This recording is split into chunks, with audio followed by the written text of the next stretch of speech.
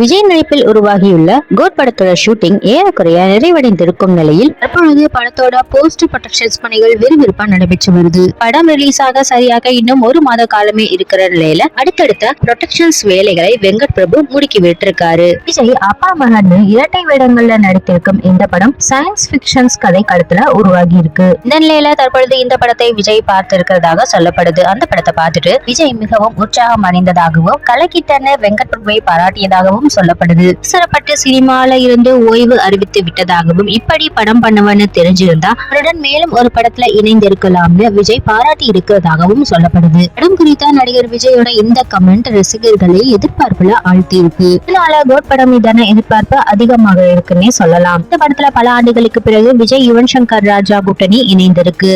இசையில படத்துல இருந்து அடுத்தடுத்து 3 பாடல்கள் வெளியாகி ரசிகர்கள் மத்தியில வரவேற்பை பெற்றிருக்கு. இதிலேயே 4வது சிங்கிளும் வெளியாக இருக்காம். இந்த பாடல்ல விஜயுடன் விஜயகாந்த் காட்சியும் இடம்பெறுகிறதாம். எனவே விஜயகாந்த் விஜய் கூட வர்ற காட்சிகள் AI தொழில்நுட்பம் மூலமாக உருவாக்கப்பட்டிருப்பதாக சொல்லப்படுது. இதுல சர்ப்ரைஸாக 4வது பாடல்ல சில காட்சிகளை வெளியிட இருக்கிறதாக சர்ப்ரைஸ் தகவல் வெளியாகி இருக்கு.